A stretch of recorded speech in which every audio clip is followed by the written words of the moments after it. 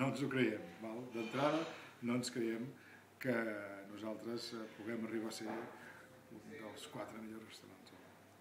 Doncs aquest senyor que no s'ho creu és en Joan Roca, que és qui ens ha obert la porta de casa seva avui, i estem aquí per una mica que ens faci 5 cèntims d'aquest moment de glòria de la cuina catalana, no? Que sembla que era una moda passatgera però que s'ha consolidat. No és una moda, això és realment un moviment important que s'ha produït a la cuina d'aquest país en aquests darrers anys, que trobem un paral·lelisme a l'edat mitjana en què Catalunya tenia un paper molt important en la seva gastronomia, que gairebé podríem dir, i diuen els historiadors, que vam ensenyar a menjar a Europa, a través d'Occitània van entrar moltes formes de menjar i de preparar el menjar que venien de Catalunya, i per tant ara es torna a produir un moment semblant amb la distància del temps i de les circumstàncies, però s'està produint una cosa interessant, i és que en un territori ric en tradicions, en receptes, en productes,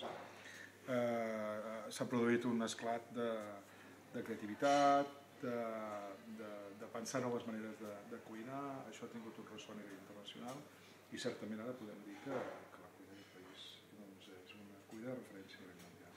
Joan, has de lluitar, suposo, per trencar una mica aquest encant del misticisme d'ocupar el primer lloc, suposo, no? Diguem-ho clar, de no divinitzar-te, que potser seria una mica el que també sempre parla Ferran Adrià. Bueno, nosaltres tenim una fórmula que és infal·lible. Nosaltres cada dia anem a dinar a casa dels pares, al restaurant Can Roca. Que potser és on es menja millor, si vols. De cuina tradicional catalana, de tota la vida, en fan un menú econòmic, honest, molt ben fet. I nosaltres i tot el nostre equip anem cada dia a dinar a Can Roca. La mare contenta, així. La mare contenta. Tot l'equip de la cuina? Tot l'equip. Som 40 gairebé treballant aquí. Anem a dinar a Can Roca, i això què vol dir? Doncs que toquem de peus a terra cada dia.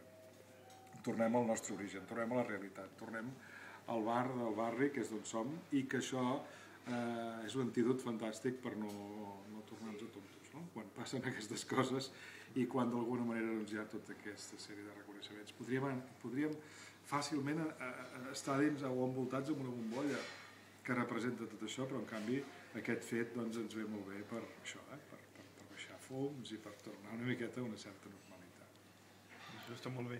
De totes maneres, quan un ve al teu restaurant, veu que l'acte d'anar a dinar fora o a sopar fora ha canviat. Ara és un espectacle, no? És com dir, vaig al teatre o vaig a un restaurant a experimentar sensacions. Ja no anem al restaurant a tipar, no? Anem a una experiència. Nosaltres tenim la sort de tenir un restaurant on la gent hi ve a viure una experiència, a fer alguna cosa més que solament a menjar, no? I per això ens sentim afortunats, perquè justament això que la gent ve a fer a casa és el que ens permet a nosaltres disfrutar d'aquest ofici, no?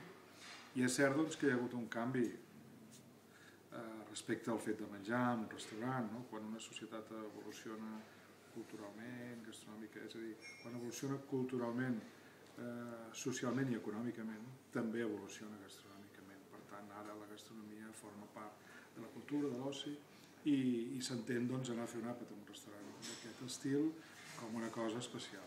I això, per nosaltres, és el que realment acaba donant sentit una miqueta a la feina que fem. Et sents alquimista, per lo que dius, una mica? Em sento cuiner que estableix un diàleg amb la ciència per evolucionar.